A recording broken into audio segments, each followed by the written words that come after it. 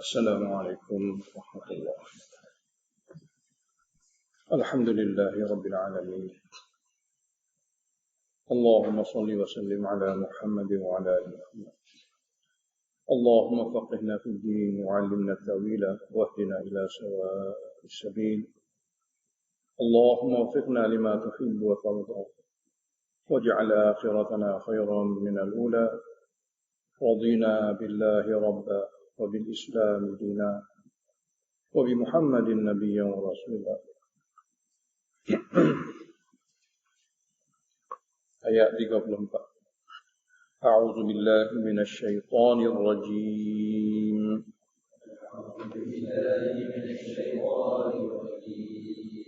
Bismillahirrahmanirrahim. وَإِذْ قُلْنَا لِلْمَلَائِكَةِ اسْجُدُوا لِآدَمَ فَسَجَدُوا إِلَّا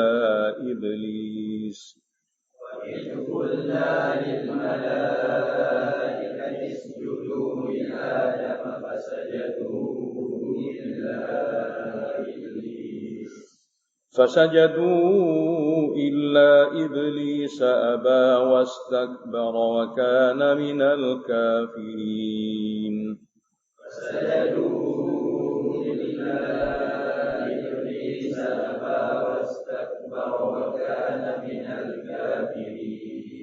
وَقُلْنَا يَا آدَمُ اسْكُنْ أَنْتَ وَزَوْجُكَ الْجَنَّةَ وَكُلَا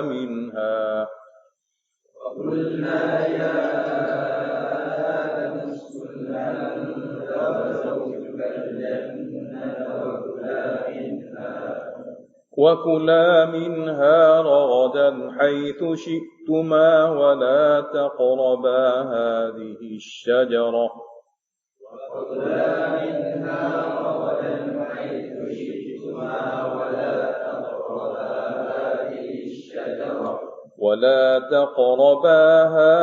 الشجرة فتكونا من الظالمين.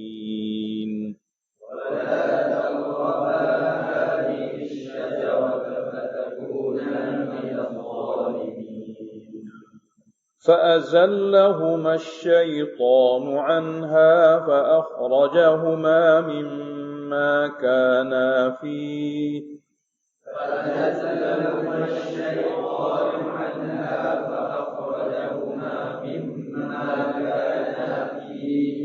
وقلنا اهبطوا بعضكم لبعض عدو ولكم في الأرض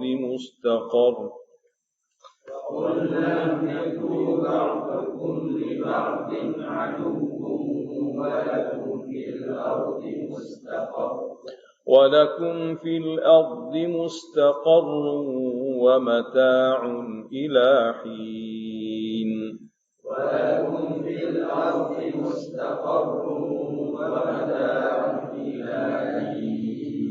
فتلقى آدم من ربه كلمات فتاب عليه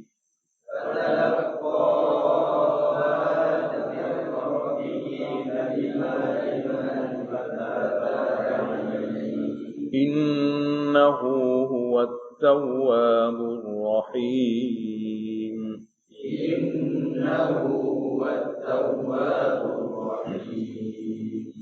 Itu akidah. Allah Ta'ala menceritakan kepada kita bagaimana musuh asal kita yaitu syaitan daripada golongan jin memperdayakan keturunan kita yang asal yaitu Nabi Adam. Dalam ayat-ayat yang kita nak baca ni ada 4 perkara. Pertama, pemberitahuan Allah, maklumat kepada Adam. Yang mana maklumat itu diantaranya kebenaran untuk duduk di syurga dan bebas menggunakan segala-gala nikmat dalam syurga. Yang kedua, pemberitahuan Allah mengenai semua Tuhan boleh kecuali satu. dan pemberitahuan Allah kepada Adam musuh. Allah dah beritahu kepada Adam ni musuh, iaitu jin, yakni syaitan. Musuh yang dikehendaki sini adalah jin yang sifat syaitan. Syaitan tu sifat dia, sifat khianat. Perkara pertama, yang ini pemberitahuan Allah. Allah telah beritahu. Jadi sudah sampai kepada Adam maklumat-maklumat tadi. Yang kedua dalam ayat ini nak beritahu kepada kita cara syaitan memperdayakan manusia. Tipuan yang berlaku itu yang menyebabkan Nabi Adam yang sudah dapat maklumat daripada Tuhan terpedaya. Jadi macam mana pedaya dia? Iaitu tipu daya syaitan yang sudah ada maklumat kepada Nabi Adam daripada Allah kerana sesuatu yang disampaikan oleh syaitan daripada bisikan. Allah beritahu pada Adam maklumat, syaitan membisikkan kepada Adam maklumat. Mana pertemuan dua maklumat. Jadi apabila Nabi Adam dengar maklumat-maklumat daripada syaitan, yang ada dalam tu adalah berita palsu dan kelebihan palsu. Berita palsu dan kelebihan palsu. Kerana kelebihan palsu, Nabi Adam terpedaya dan lupa pemberitahuan dan maklumat daripada Allah. Allah beritahu kepada Adam. Syaitan pun bisik pada Adam. Dua-dua sampai kepada Adam. Cuma dalam syaitan ini cerita palsu, kelebihan palsu. Terima saja kelebihan palsu, lupa maklumat daripada Allah. Lalu syaitan ikut buat apa yang diberitahu oleh syaitan. Dua perkara.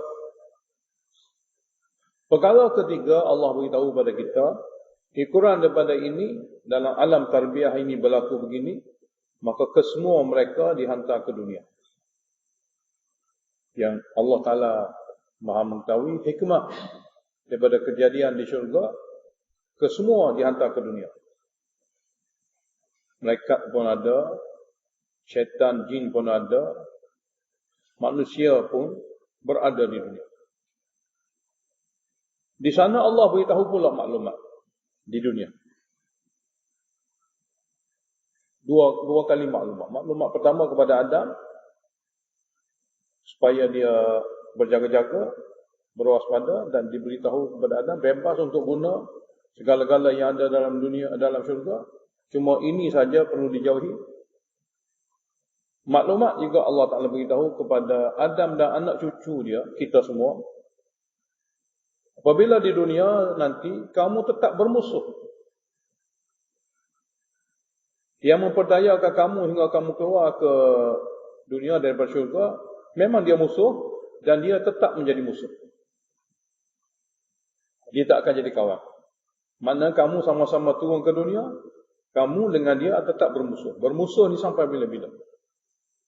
Cuma Allah kata, maklumat yang kedua, nak selamat daripada musuh ini sekiranya datang daripada aku Nabi dan kitab. Ataupun sekiranya datang daripada aku kitab petunjuk dan Nabi yang menyampaikan maklumat kitab petunjuk itu. Maka sekiranya setelah sampai kitab dan setelah dibaca oleh Nabi kitab petunjuk itu, maka sesiapa di kalangan kamu yang beriman dan boleh mengikutinya, dia selamat daripada musuh syaitan dan boleh kembali ke syurga. Itulah kesimpulan ayat-ayat yang kita nak baca. Dua kali maklumat daripada Allah. Maklumat pertama kepada Adam, Allah beritahu semua.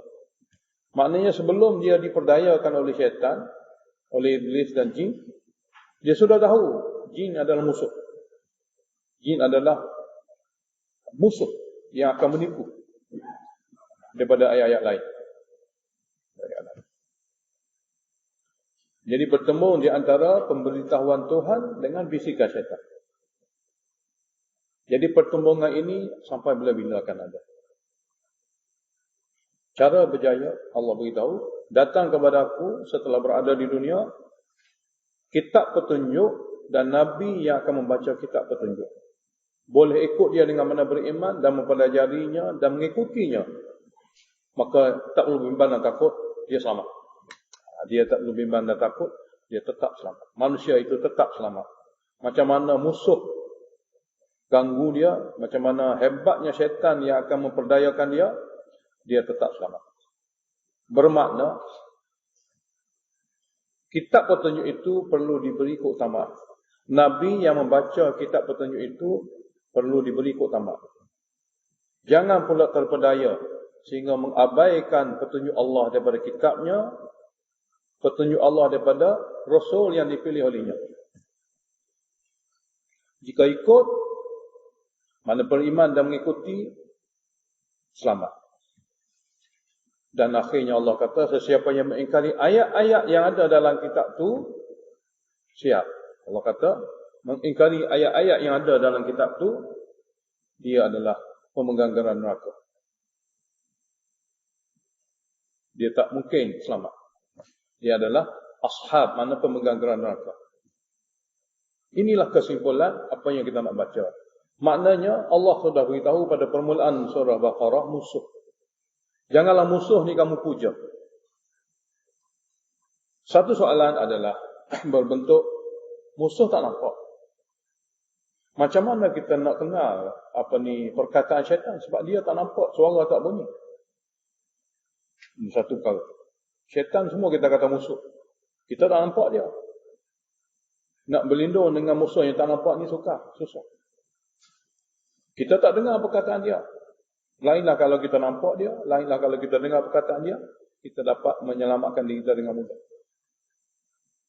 Dan ini juga dikira satu ujian dan juga kerumitan.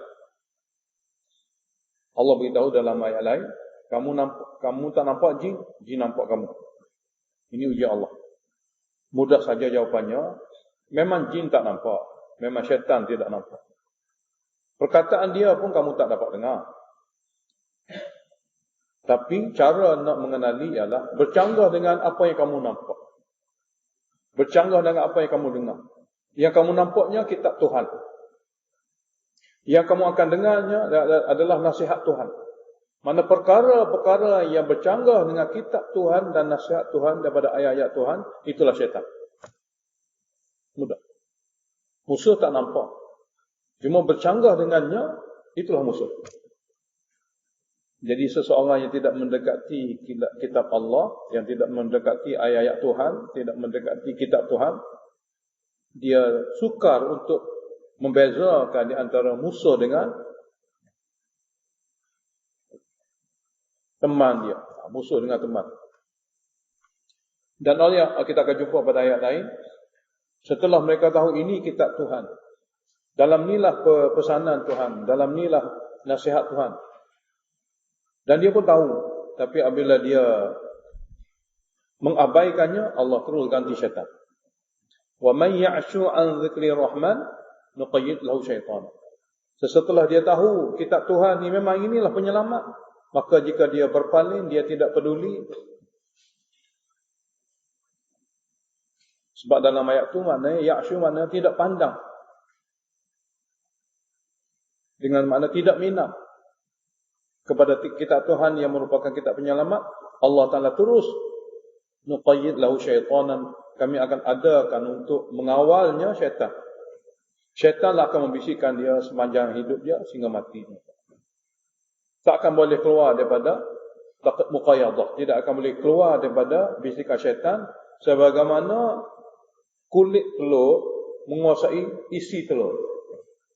Ayat tu kata kulit telur menguasai isi telur. Kita akan jumpa nanti pada Amin 7. Jadi apabila datangnya kitab aku dan diberi penjelasan oleh Nabi-Ku, boleh ikutinya. Dia tak perlu bimbang dan tak perlu takut. Dia memang selamat.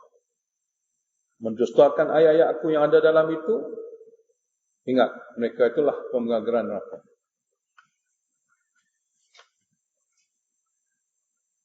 Allah Ta'ala berfirman, wa idh qulna lil malaikati isjudu li Adam. Dan ketika kami titahkan kepada para malaikat, bagaimana iblis ini, jin ini juga termasuk daripada arahan.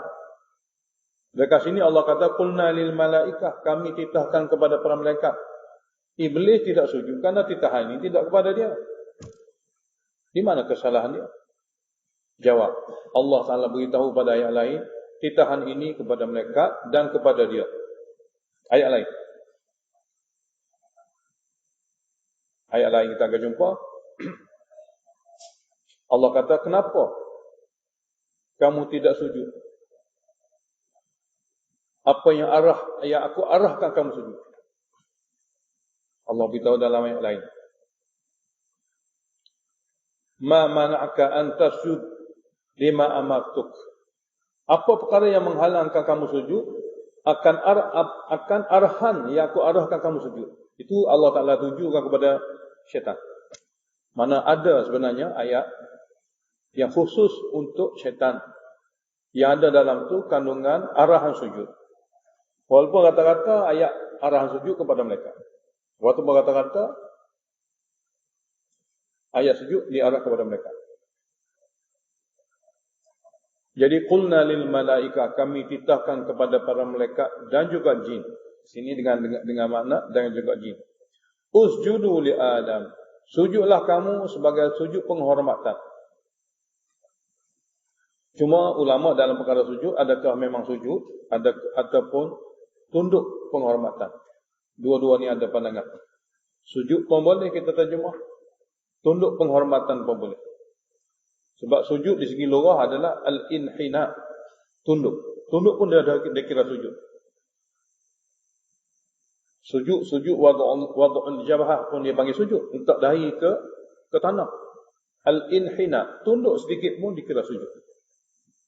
Jadi kedua-dua boleh diterjemahkan. Usjudu li Adam, kamu semua malaikat dan jin sujud yang ditunduk kepada Adam.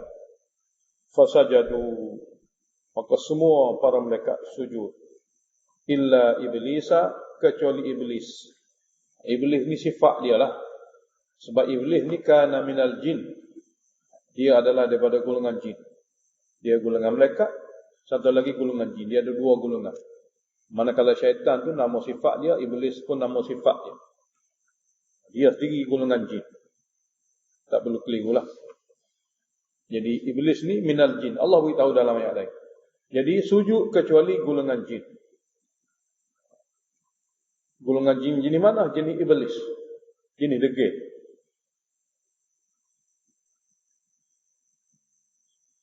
Sebab apa? Sebab Allah beritahu minal sini. Mana minal jin? Daripada golongan jin. Yang tak sujud ni iblis daripada golongan jin. Sebab ada di antara jin yang beriman. Rata-rata golongan jin adalah engkar.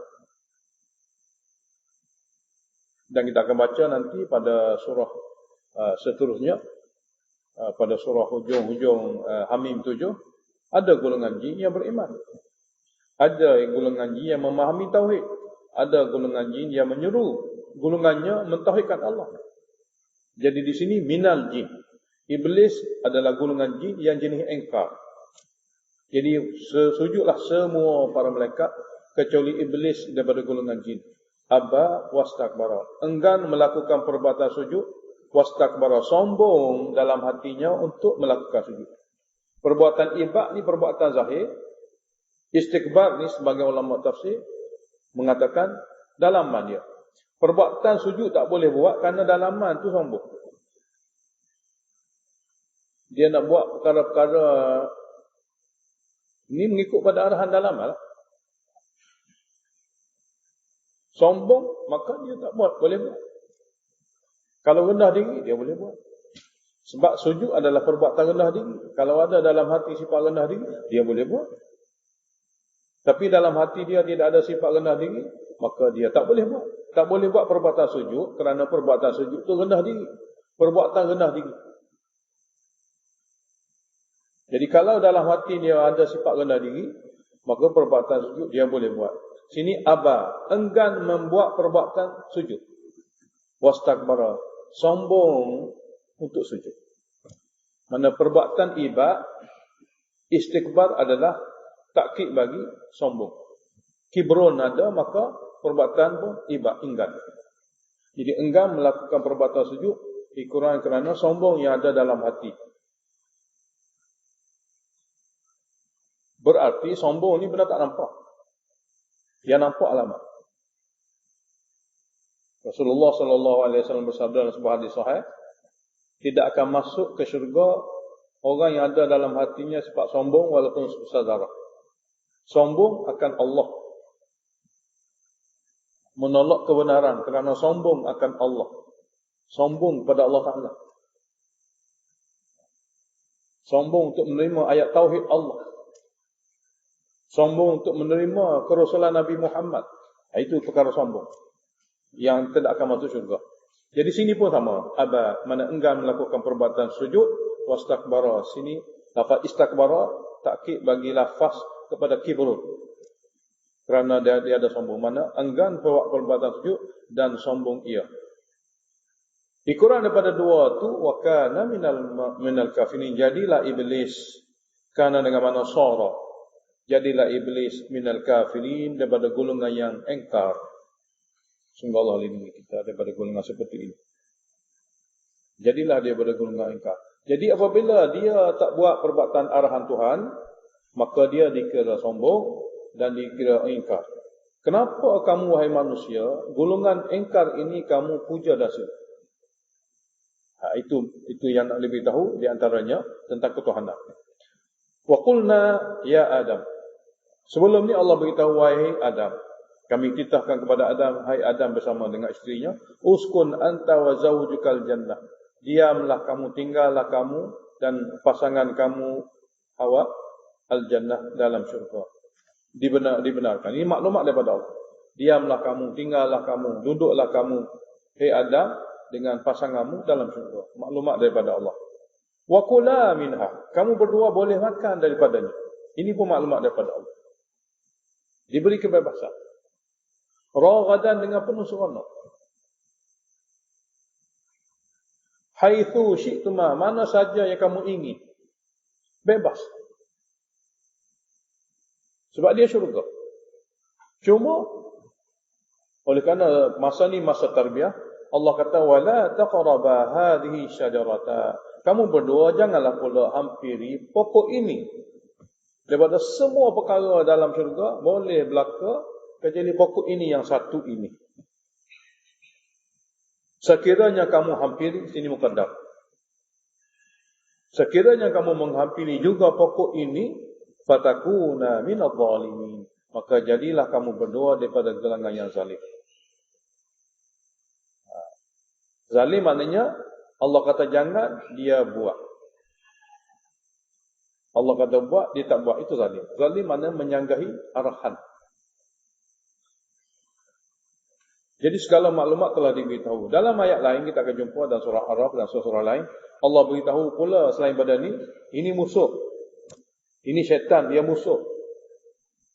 Dia akan memperdayakan. Berhati-hati, beringat. Juga Allah beritahu.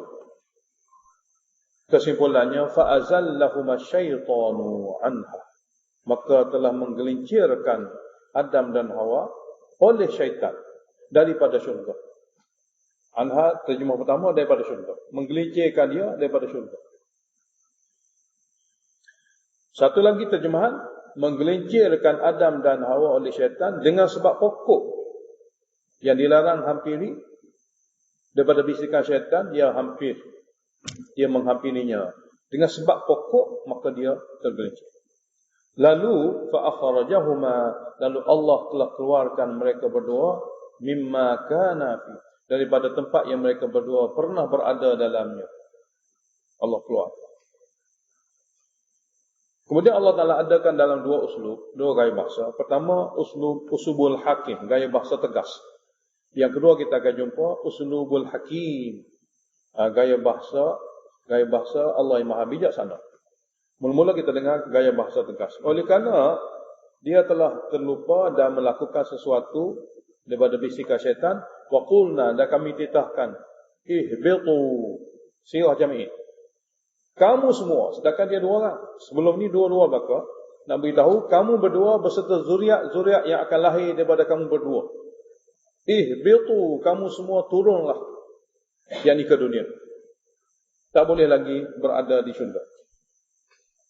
Kerana sesuatu hikmah yang Allah Ta'ala nak jadikan sebagai ilmu kepada ahli Al-Quran dan sesiapa saja yang membaca wahyu. Suatu zaman tarbiyah begini, manusia dengan musuhnya.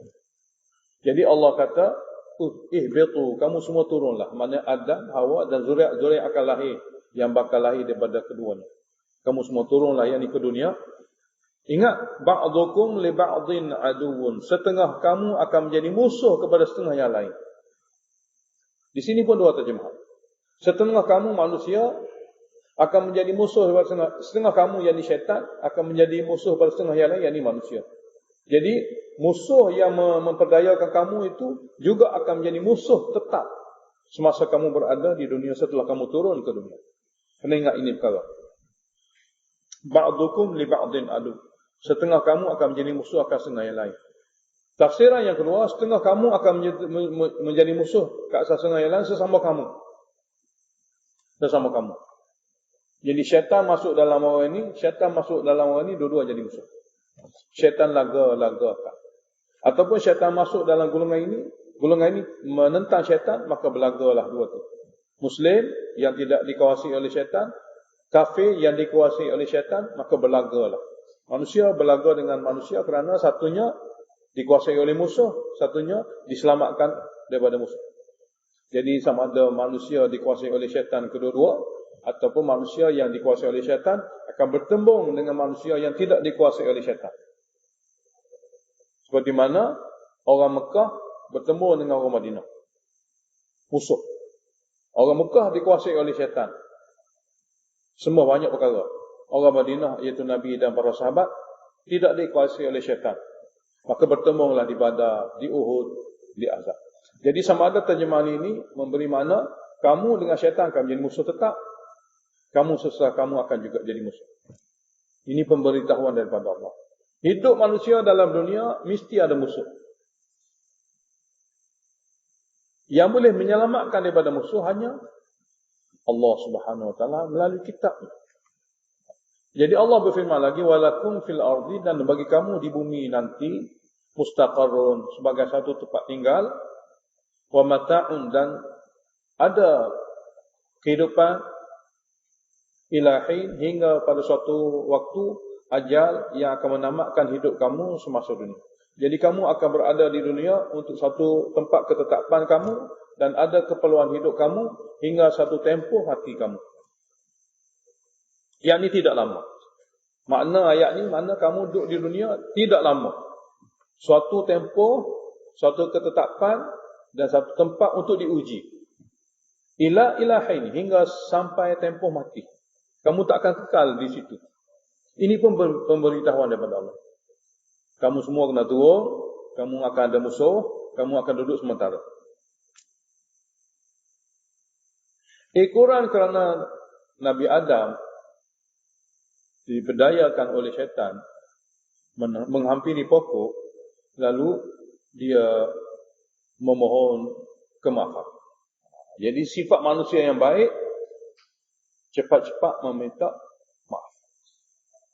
Di sini Allah Ta'ala beritahu, di antara alamat baiknya manusia itu, dia memohon maaf. Dia memohon maaf.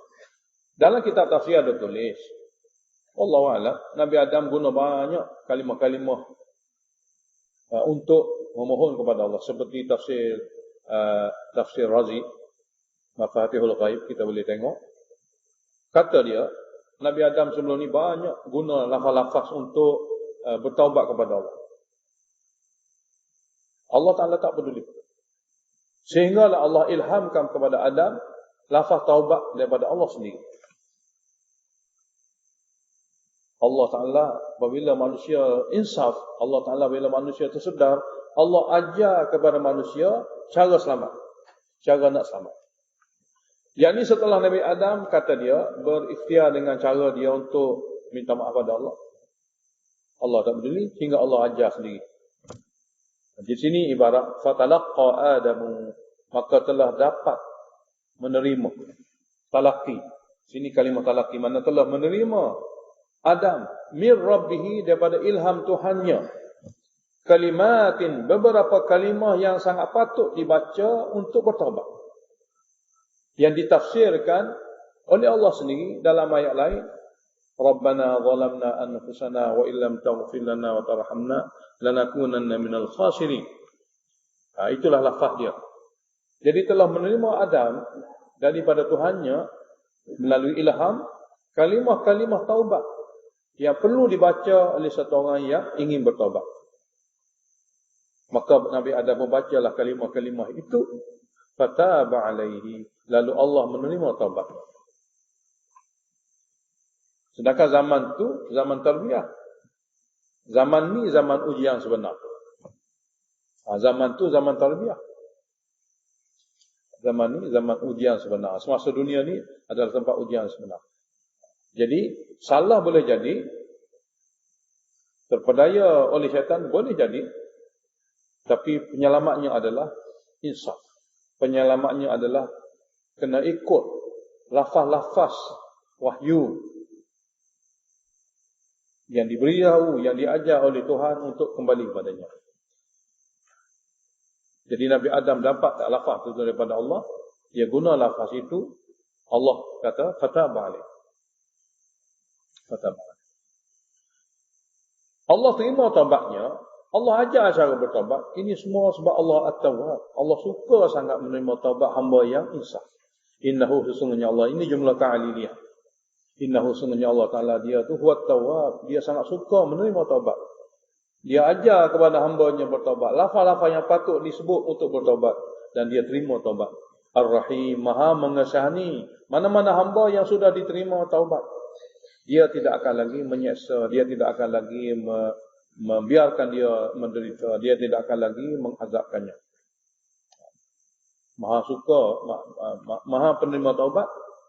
Dengan cara ajar, cara bertaubat, ajar kalimah taubat, dan terima taubat. Kerana Allah maha mengasihani mana-mana hamba sudah berikhtiar dengan cara bertaubat, Allah Ta'ala tidak akan lagi hukum di akhirat. Uslub kedua, uslub Al-Hakim, gaya bahasa Allah yang maha bijaksana. Di sini diulangi 2 kali. Ini yang ada. Inilah dia panggil kalimah yang ada. Ihbitu 2 kali lagi. Yang ada kalimah itu untuk beritahu cara penyelesaian untuk kembali semula ke syurga. Nak beritahu hukum penyelamat. Ihbitu pertama turun ke dunia untuk diuji. Ihbitu kedua nak beritahu apabila kamu diuji, kalau mau selamat, ini cara dia. Jadi i'adah li bu'dil i'adah ni diulangi semula kerana sudah jauh jarak. Di antara turun pertama setelah diberitahu perihal-perihal taubat, diberitahu pula ihbitu kedua, nak beritahu satu lagi, ialah penyelamat untuk kembali kepada Allah semula ke syurga. Kesalahan yang dia lakukan itu boleh selamat, dimaafkan dengan taubat. Tapi untuk kembali ke syurga, jadi Allah titahkan, qulna bitu minha, kami titahkan turunlah kamu daripada syurga ke dunia, jami'an semua sekali. Kamu, wahai Adam, isteri kamu dan segala zuriat yang bakal lahir daripada kamu. Maka fa imma ya'tiyannakum minni huda, ma ta'kidiyah. Maka sekiranya datang kepada kamu daripadaku kitab petunjuk dan nabi yang dipilih untuk menyampaikannya. Ini 2 kali. Kitab dan nabi. Jangan duduk terjemah benda lain. Duk kata kitab petunjuk, dan kata daripada kami petunjuk. Apa makna petunjuk? Petunjuk bukan akal semata-mata, bukan dia bentuk khayalan, dia adalah berbentuk kitab wahyu. Dan nabi yang akan menjelaskan kitab wahyu itu. Macam kita ada Quran dan nabi yang akan menjelaskan Quran ini dengan hadis baginda. 2 inilah penyelamat. Jadi fa imma ya'tiyannakum, sekiranya datang kepada kamu daripadaku kitab penyelamat. Nabi akan membaca kitab penyelamat, yakni hudan, petunjuk. Jadi petunjuk ni hampir keseluruhan ulama tafsir mengatakan petunjuk sini adalah kitab dan nabi. kitab wahyu dan Nabi yang membaca kitab wahyu. Nabi yang memberi penjelasan tentang kitab wahyu. Jadi penjelasan kitab wahyu kita panggil hadis. Hadis itu adalah syarah bagi kita. Imam Syafi'i rahimahullah, dia ada tulis dalam kitab, semua sabda-sabda baginda mimma fahimahu minal Quran. Apa yang Nabi fahami daripada Al-Quran. Semua hadis-hadis baginda adalah daripada apa yang dia fahami daripada Al-Quran. Dia nak huraikan, dia nak syarahkan kepada umatnya apa itu Al-Quran. Maka jadilah hadis-hadis. Maknanya tak boleh berubah. Tak boleh diasing dan pisahkan. Bukan tak boleh berubah, maknanya tak boleh dipisahkan. Kalau Allah jaga Al-Quran, Allah jaga hadis. Dan tak mungkin boleh dipisahkan. Sebab dia sebahagian daripada Al-Quran. Di segi maknanya. Di segi maknanya. Walaupun lafaz berbeza, di segi maknanya, perkara yang sama. Jadi, sekiranya datang kepada kamu daripadaku petunjuk, yakni kitab wahyu dan Nabi yang dipilih untuk menyampaikan dan mengajarkannya, maka faman tabi'a hudaya, maka siapa yang boleh mengikuti kitab petunjuk aku itu, Nabi yang mengajarnya itu, dengan cara beriman dan taat. Tabi'ah dengan makna i'tiqadan wa amalan. Tabi'ah dengan makna ikut, di segi kepercayaan sama rukun iman, di segi amalan sama rukun Islam. I'tiqadan wa amalan. Ikut dengan mana tu? Bukan ikut di segi mulut kata gitu. Ikut. Tidak. I'tiqadan. Akidah sama. Amalan, perbuatan juga sama. Mana ikut seperti itu. Faman tabi'a hudaya, maka sesiapa yang boleh mengikuti petunjukku daripada kitab dan nabiku, maka selamat. Fala khaufun alaihim, maka tiada lagi ketakutan perkara-perkara yang akan berlaku kepada mereka selepas pada ni. Sebab khauf ni fima yastaqbilu minaz zaman, takut perkara yang akan datang, perkara yang akan dia tempuhi. Wala hum yahzanun, dan mereka tidak akan lagi berduka cita perkara yang terlepas, perkara yang terluput, makna perkara yang belakang. Tak perlu bimbang dan duka cita perkara yang lepas, dan tak perlu takut perkara yang akan dihadapi, mana selamat. Dua-dua tu nak memberi gambaran selamat. Tak ada benda yang dia perlu takut, tak perlu bimbang, dia tidak akan berduka cita dan menyesal perkara yang lepas. Minta dia ikut ini saja, kitab petunjuk. Semoga Allah Ta'ala pilih kita dan golongkan kita pada golongan ini. Amin. Inilah penyelamat. Jadi ayat ni, ayat 27, 28 ni, ini yang kita kena ingat sentiasa. Muqaddimah surah Baqarah. Dia bukan jenis berjala-jala, tidak. Dia adalah sebuah kitab yang mantap. Daripada dulu, warisan ini ditinggalkan oleh Nabi sampai hari ini tak boleh ubah suai. Yang ubah suai itu sama-sama kita. Jadi masalah yang timbul apabila kita tidak cuba mendekati kitab ini dengan sedekat-dekatnya hingga dapat menguasainya, dan inilah original, maka kita akan dapati benda lain. Benda lain. Banyaklah enggak benda-benda lain ni. Benda-benda lain sangat banyak. Jadi benda-benda lain itu dia lain. Dia bukan kitab. Jadi Allah berfirman sebagai takhwif ukhrawi, ingat walladzina kafaru. Dan orang-orang yang masih ingkar, mana gitu. Orang yang masih lagi ingkar. Setelah adanya kitab ni, setelahnya ada Nabi yang menjelaskan tentang kitab ni. Wa kadzdzabu bi ayatina, dan mendustakan ayat-ayat kami yang ada dalam kitab itu. Kitab tu kitab petunjuk. Penjelasan dalam tu semua tu petunjuk. Dia mendustakan, dia buat benda lain. Kitab petunjuk membawa kepada tauhid, dia syirik pada Allah. Kitab petunjuk membawa kepada sunnah, dia buat benda lain. Kitab petunjuk membawa kepada syurga dan akhirat, dibawa kepada dunia. Mendustakannya. Apa jadi? Ulaika ashabun nar. Ingkar dan dusta itu, orang yang ingkar dan dusta itu ashabun nar, pemilik geran neraka. Kenapa ada ashab? Karena orang masuk neraka ada dua jenis. Satunya orang masuk neraka, satu hari dia akan masuk syurga. Dia bukan ashab, bukan pemegang geran. Satunya dia akan masuk neraka dan tak akan keluar sampai bila-bila. Ini dia ashab. Mana mati dengan kufur, mati dengan syirik, mati dengan rusak akidah, dia memang jadi kekal dalam neraka. Maka dialah ashabun nar. Jadi segala ayat-ayat Al-Quran yang sahih ini kebanyakan membicarakan tentang akidah, kerana kalau silap dia akan jadi ashab. Dia tidak seperti Ammar. Silap amal, dia mungkin dihukum dan diumpan dan neraka, tapi untuk satu tempoh. Sebab dia bukan ashab, dia bukan pemegang. Jadi ulaika ashabun nar, mereka-mereka yang bersifat seperti tadi, engkar dan mendustakan ashabun nar, penghuni kekal dalam neraka, pemegang geran neraka, hum fiha khalidun, mereka dalam neraka itu kekal abadi. Semoga Allah lindungi kita semua. Ini sejarah awal musuh-musuh yang Allah beritahu kepada kita.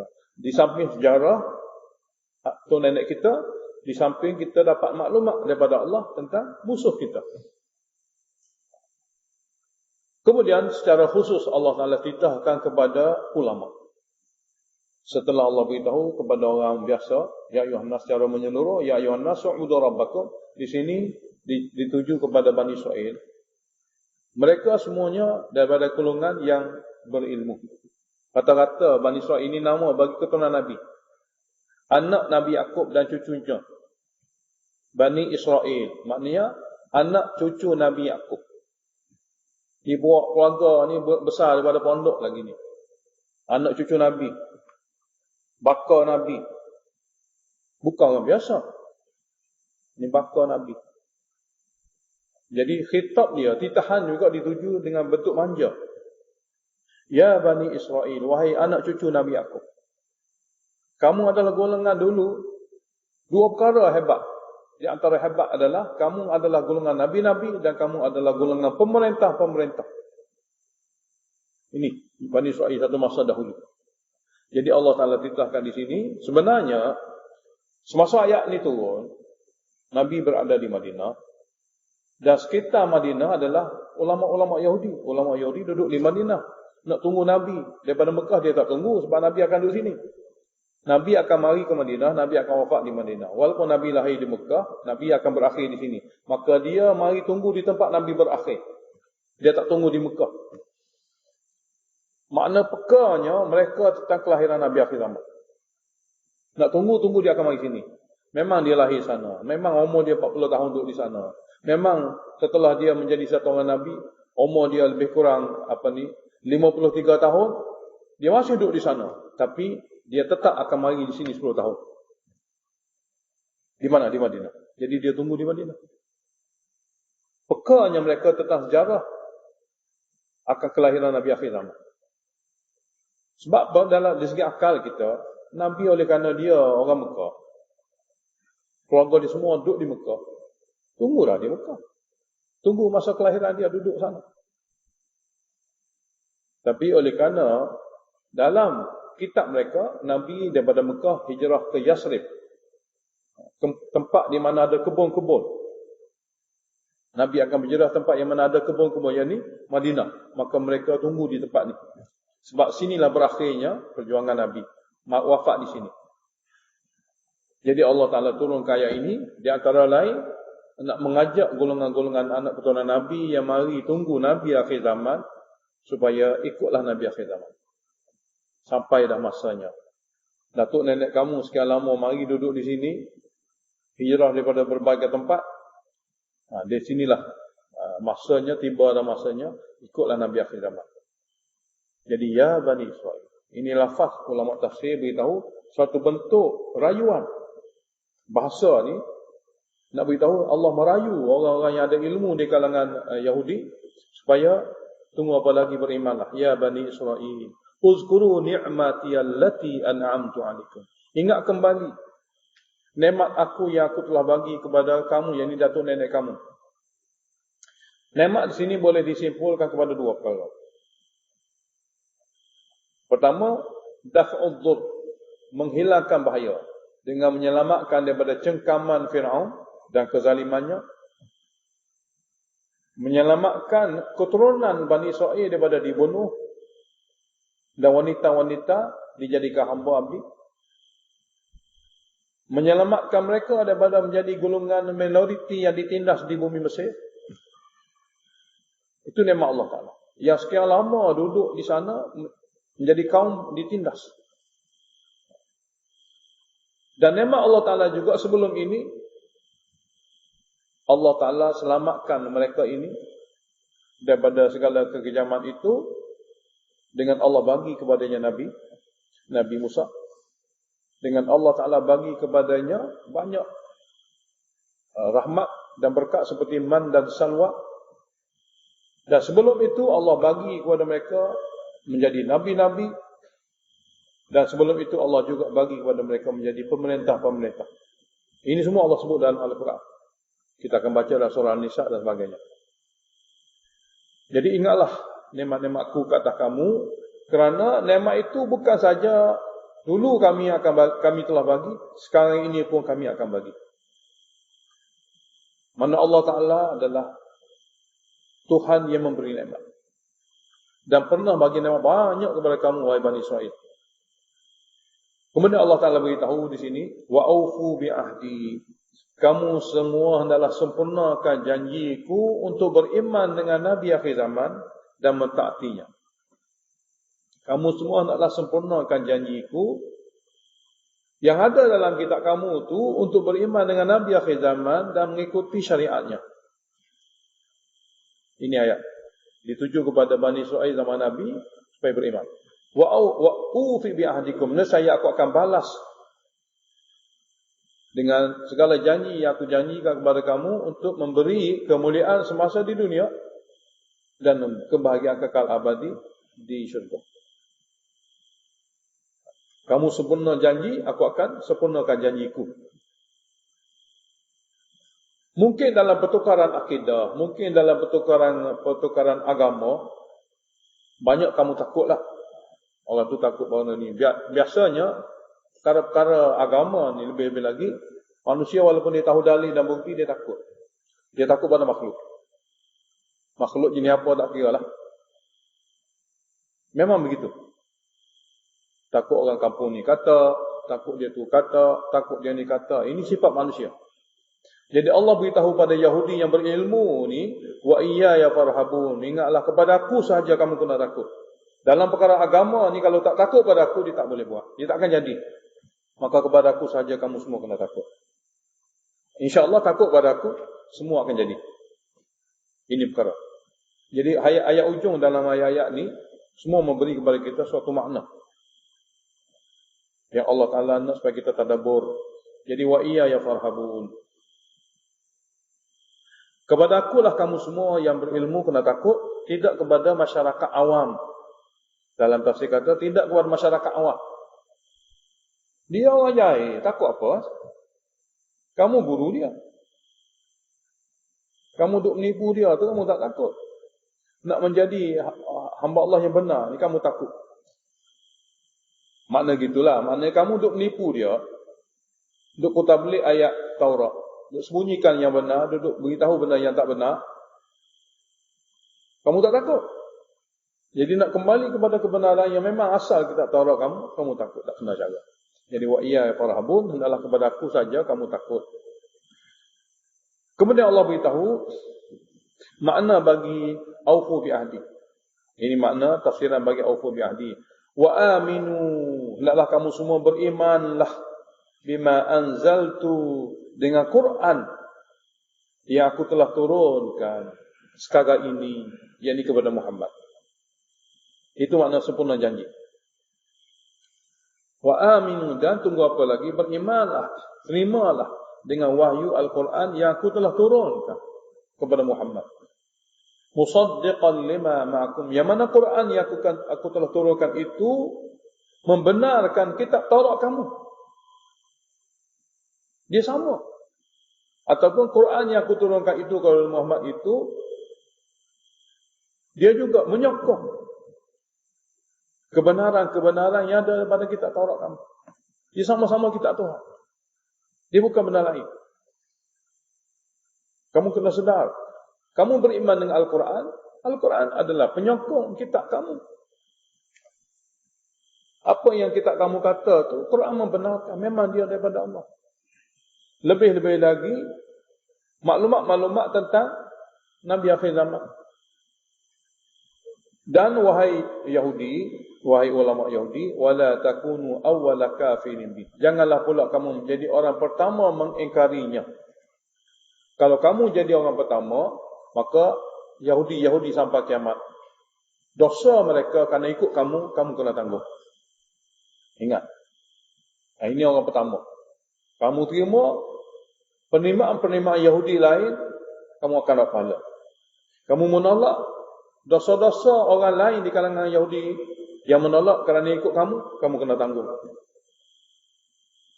Mana bukan dosa kamu saja yang tolak ini, kamu akan tanggung dosa-dosa Yahudi-Yahudi lain yang menolak kerana dia ambil kira kamu pada zaman Nabi tolak. Kamu akan tanggung dosa. Ingat, seseorang tu apabila dia buat sesuatu, kadang-kadang dia diikuti. Satu orang tu buat bid'ah, bukan dia saja, kesalahan dia akan tanggung. Mana-mana orang akan ikut dia, dia kena tanggung semua dosa tu. Seperti mana dalam hadis yang sahih, Nabi kita SAW telah jelaskan. Dia buat bid'ah satu perkara, apabila dia ni orang yang diikuti, kononnya zaman tu dia dikira orang berilmu, maka bid'ah yang dia buat itu dia tanggung, dan pengikut-pengikut yang ikut dia akan dia tanggung juga. Jadi seperti ayat ni lah. Wala takunu, janganlah pula kamu Yahudi zaman tu menjadi orang pertama kafir dan ingkar akan Quran, kerana mana-mana Yahudi lain pada zaman selepas pada ini yang mengingkari Quran kerana menjadikan kamu sebagai contoh, maka kamu juga akan menerima dosa-dosa mereka. 2. Dan wala tashtaru bi ayati thamanan qalil. Ini Allah bongkar. Janganlah pula kamu tukar. Sini tashtaru mana tu badilu. Jangan kamu tukar dengan menyembunyikan ayat-ayatku. Bikitmani ayati, dengan menyembunyikan ayat-ayatku untuk ambil upahan dunia yang sedikit daripada pengikut-pengikut kamu yang jahil. Yang kamu membeli dengan bayar ayat-ayatku. Mana bayar ayat-ayatku ni, jadikan ayat-ayatku sebagai duit untuk bayar. Untuk ambil apa? Thamanan qalila, bayaran duniawi daripada pengikut kamu. Habuan-habuan yang diberi oleh pengikut jahil kamu tu, kamu ambil dengan cara menyembunyikan ayat-ayatku. Jangan tukar begitu. Jangan tukar. Janganlah kamu tukar menyembunyikan ayat-ayatku atau memutarbelikkan ayatku untuk ambil upahan yang sedikit daripada orang jahil kamu. Dan tajuk ni, wa iya ya fattaqun, dan kepadaku lah kamu kena takut dan jaga. Satunya manusia dia takut, jaga tu, jaga banyak benda dia jaga. Orang ni kata macam mana pula, dia ni kata macam mana pula, arahan dia ni macam mana pula, takut banyak-banyak sangat takut. Jadi Allah kata wa iya ya fattaqun, kepada aku saja kamu kena jaga. Kena jaga sangat-sangat perintah arahan tu. Kena takut kepada aku dan jaga. Sebab takwa dengan mana takut dan jaga. Duk jaga banyak perkara sehingga cuai dan abaikan perintahku, ingat, bahaya. Jadi wa iya ya fattaqun, kepada aku saja kamu kena takut dan kamu kena jaga. Jadi tadi farhabun, sini fattaqun. Lagi Allah Ta'ala beritahu, dan ini juga pembongkaran ulama Yahudi. Wala talbisul haqqa bil batini. Janganlah pula kerja kamu mencampur adukkan batil dengan yang hak. Jangan campur aduk hak, yang ni matan Taurat, dengan batil, yang syarahan kamu yang menyimpang. Jangan pula kamu mencampur adukkan yang hak. Yang hak sini adalah matan-matan kitab original Taurat, dengan batil, mana syarahan-syarahan batil dan menyimpang kamu. Matan beritahu gini, masa dia syarah begitu. Yakni, yang dia kata yakni itu, matan beritahu tauhid, dia syarah kepada syirik. Matan beritahu sunnah, dia syarah kepada bid'ah. Matan beritahu akhirat, dia syarah kepada dunia. Dia campur aduk. Duduk bersama-sama dengan matan ni syarah yang salah. Ini kerja ulama Yahudi. Kerja ulama Yahudi. Kurang kerana inilah dia dikutuk dan dilaknat. Jadi wala talbisul haqqa bil batil. Jangan pula kamu campur adukkan hak dan batil yang menyebabkan orang keliru. Lalu wa taktumunal haqq wa taktumul haqqa. Lalu kamu sembunyikan yang hak matan itu dengan mensyarahkan yang batil. Kitab kita Taurat, tapi Taurat tak baca. Yang bacanya syarah batil yang dia buat. Kalau tengok pada segi zahir luar ni, bawa kitab Taurat. Memang dalam tu ada Taurat, tapi time baca tu, dia baca batil. Tengok bawa kitab Taurat. Orang dia ingat kitab Taurat, memang kitab Taurat, tapi dalam tu banyak syarah-syarahan batil dia. Maka dia sembunyikan kitab dengan tak baca yang benar, dia syarahkan yang batil yang dia tulis. Mana menyembunyikan kitab, mensyarahkan bukan kitab, ini bahaya. Seperti Quran juga sama. Matan Quran betul-betul mudah. Kalau kita akan tengok daripada ayat-ayat yang kita akan baca, daripada awal hingga akhir, dia perkara sama saja. Cuma tak beritahu perkara ni, duk beritahu perkara lain, seolah menyembunyikan yang hak dan war-warkan yang batil, ini bahaya. Ini sifat jenayah Yahudi dalam ilmiah. Jenayah dia dalam ilmiah. Hingga dia dikutuk. Tidak ada lagi baka dan keturunannya daripada golongan yang berilmu. Dunia semata-mata. Jadi Allah Ta'ala beritahu, janganlah kamu campur adukkan hak dan batil, lalu kamu sembunyikan hak. Wa antum ta'lamun, sedangkan kamu tu memang tahu matanya mana satu, syarahnya mana satu. Tak beritahu matan, tak beritahu syarah saja tu, kamu tahu. Ini semua Allah bongkarkan penyakit Yahudi. Barulah para sahabat radhiyallahu anhum daripada ayat-ayat sebegini, dia dapat tahu rupanya di luar sana Yahudi yang disanjungi oleh orang Madinah, ini semua. Ini rupanya perkara yang ada pada mereka. Allah cerita. Kemudian Allah Ta'ala adakan ayat-ayat ilaj, ayat-ayat merawati perangai ini. Dia boleh dirawat. Di kalangan ulama ni, macam mana nak rawati penyakit yang ada pada ulama su, seperti mana Yahudi yang Allah ceritakan di sini. Di sini dia panggil ilaj. Ilaj ni rawatan dua jenis. Satunya rawatan cinta dunia, harta. Satu lagi rawatan cinta pangkat. Dia tak boleh lari dah. Cinta dua perkara ni menyebabkan manusia derhaka. Hubbul jah wa hubbul mal. Cinta pangkat dan cinta harta. Kalau kalimah nak dikatakan sama, cinta takhta, cinta harta. Jadi Allah Ta'ala ajar kepada kita dan beritahu dalam ayat ini supaya golongan Yahudi Madinah boleh rawati, tapi dengan nasihat Allah, iaitu wa aqimus solat. Dirikanlah solat. Daripada dirikanlah solat ini akan dihapuskan cinta pangkat. Cinta nak jadi lebih besar, lebih daripada orang lain. Maka dengan adanya solat menyebabkan kamu rendah diri. Jadi aqimus solat, dirikanlah solat. Kamu dirikanlah solat. Kerana perbuatan diri kalau solat bersama dengan orang Islam akan membasmikan sifat-sifat hubbul jah, cinta pangkat. Kamu telah latih diri kamu, dahi sama dengan tapak kaki. Dibuat semata-mata untuk merendahkan diri kepada Allah Ta'ala dan mentaati Allah Ta'ala. Dan dia bukan satu perkara main-main. Bukan nak tunjuk-tunjuk, hakikatnya tidak. Memang itulah sebenarnya. Dilatih. Maka apabila boleh dipraktis, mana boleh dilatih betul-betul, aku ni wahai Allah, dahi dengan tapak kaki sama taraf di depan kau. Maka aku adalah hamba abdi, maknanya aku adalah hamba yang boleh ikut semua perkara. Itu latihan. Dan bukan main-main. Bukan suatu ni sandiwara atau drama. Memang ia adalah hakiki. Jadi melalui solat ini Allah Ta'ala akan hapuskan hubbul jah.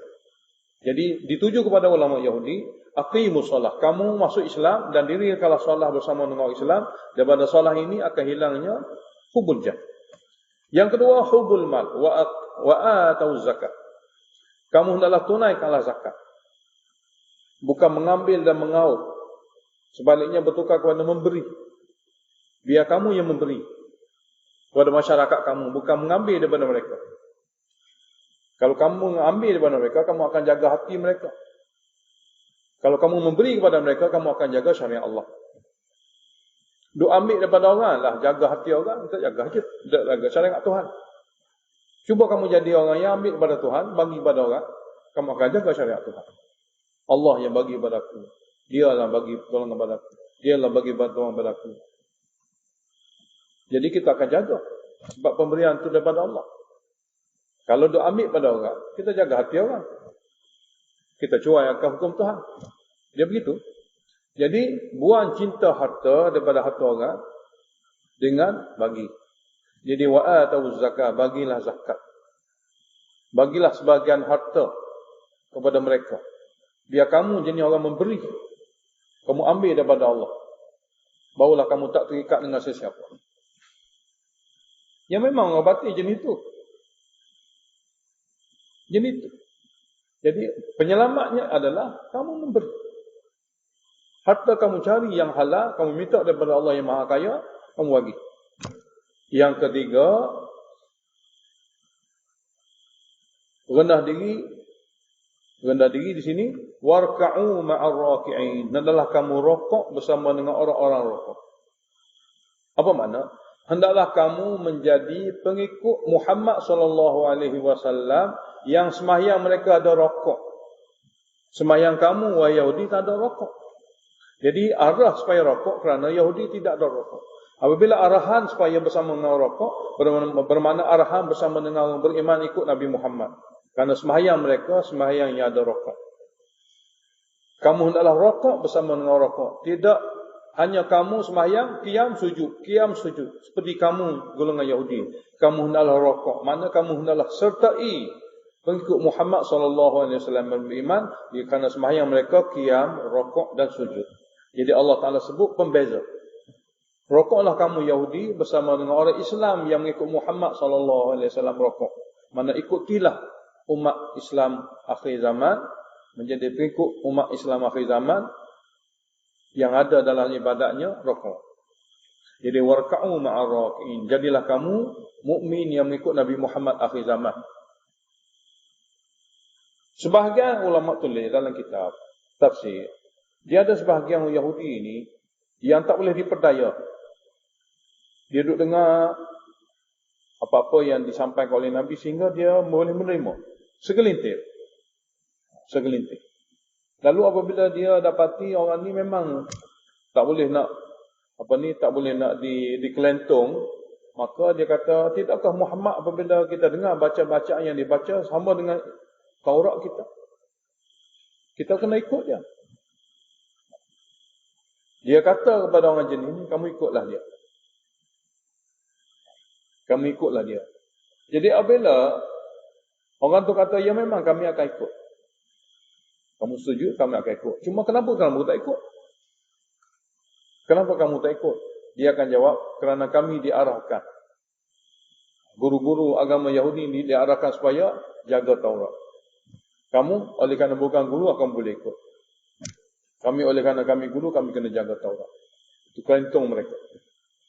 Jadi setengah-setengah di kalangan Yahudi ini menerima Islam segelintir, dan apabila dicabar atau bila diberitahu dalil-dalil itu, maka tak mungkin lagi Yahudi ulama ini menipu. Lalu dia kata ikutlah. Memang itu dalil, memang itu betul. Tapi kenapa dia tak ikut? Dia kata kita diarahkan supaya jaga. Kalau tidak ada orang jaga Taurat, maka Tauratnya akan hilang. Ini salah satu daripada pandangan yang ditulis oleh ulama. Jadi Allah beritahu, atamuruna an-nasa bil birr. Patutkah kamu menyuruh orang ramai yang lain untuk melakukan kebajikan dengan cara masuk Islam? Wa tansawna anfusakum, sedangkan kamu melupakan diri kamu sendiri. Kamu sendiri tak masuk Islam. Wa antum tatlunal kitab, sedangkan kamu baca kitab Taurat, yang mana kitab Taurat mengutuk perkara seperti ini. Sedangkan kamu baca kitab Taurat tu mengutuk perkara seperti ini. Yang ini memberi arahan kepada orang supaya buat baik, dan dia sendiri lupa. Afala ta'qilun, tidakkah kamu boleh berfikir dan menggunakan akal perkara yang jelas seperti ini? Tidakkah kamu boleh berfikir dan menggunakan akal perkara yang jelas seperti ini? Kemudian Allah Ta'ala adakan lagi ayat rawatan seterusnya Rawatan sekaligus hubbul jah wal mal. Dua-dua sekaligus. Rawatan untuk kedua-dua jenis penyakit. Cinta pangkat dan kedudukan, cinta harta duniawi. Allah kata kepada mereka, wasta'inu bis sabri fit ta'ah. Hendaklah kamu minta bantuan dengan cara sabar dalam taat. Sebab sabar ni hanya dikira makbul atau hanya dikira baik sekiranya sabar dalam taat pada Allah. Kalaulah sabar dalam kufur, dia tak panggil sabar yang baik. Sebab sifat sabar, tahan lasak ni tak nanti orang Islam. Semua orang ada sifat tu. Keluarga ditimpa musibah, dia sabar. Sabar ni satu perkara yang dikira menahan perasaan, menahan daripada bertindak mengikut emosi. Sedikit sebanyak ada pada siapa saja. Tapi sabar yang dikenaki dalam ayat adalah sabar dalam taat. Wasta'inu, hendaklah kamu minta bantuan dan pertolongan dengan sabar dan tabah dalam mentaati perintah Allah. Kamu masuk Islam, apa orang nak kata? Katalah. Sebab dalam Islam ni ada redha Allah. Tabahlah dengar telinga kamu itu dengan apa-apa yang dikatakan oleh orang luar terhadap kamu. Masuk Islam. Masuk Islam, sembahyang dalam Masjid Nabawi, sujud bersama Nabi. Apa orang nak kata? Katalah. Tabah dalam taat. Jadi wasta'inu, mintalah bantuan dan pertolongan dengan sabar dan tabah dalam taat. Wassalati, dan mintalah bantuan dan pertolongan dengan berdoa melalui sembahyang kamu. Banyak-banyak kepada Allah. Kerana makbulnya doa selepas solat atau dalam solat tak boleh dipertikaikan bahawasanya dia adalah satu perkara yang sangat makbul. Sembahyang itulah doa. Sembahyang itu adalah doa. Jadi mintalah bantuan dengan sabar dalam taat dan doa dalam sembahyang. Wa innaha, dan sesungguhnya sembahyang itu. Terjemah pertama, sesungguhnya sembahyang itu. Terjemah kedua, sesungguhnya sifat itu, sifat sabar dalam taat dan sembahyang itu, jaga sembahyang itu, la kabiratun la thaqilatun, sangat berat, memang sangat berat. Illa 'alal khashi'in, kecuali kat golongan yang memiliki sifat khusyuk. Orang tidak ada sifat khusyuk memang berat. Orang yang ada sifat khusyuk, dia tidak akan rasa berat, dia akan rasa suatu kemanisan. Mana kalaulah ada sifat khusyuk, maka perkara-perkara sembahyang dan sabar ada kemanisan. Sekiranya tidak ada sifat khusyuk, sabar dan sembahyang kepahitan. Dia tentu sekali benda tu berat, benda pahit. Jadi sesungguhnya sifat tadi, isti'anah bis sabri fi ta'at, isti'anah bi iqamatis salah. Mana minta bantuan dan pertolongan dengan tabah dalam taat, dengan sabar dalam taat, minta bantuan dan pertolongan dengan iqamatus salah, pahit, mana berat. Kecuali dia tidak akan jadi pahit alal khashi'in, kepada golongan yang ada sifat khusyuk. Ada sifat khusyuk. Ulama tafsir tulis, maksud daripada ista'inu adalah kekalkan sifat dua ini dalam diri kamu. Kekalkan. Kekalkan. Biar dia ada dan sentiasa ada. Sabar dalam taat ini sentiasa ada.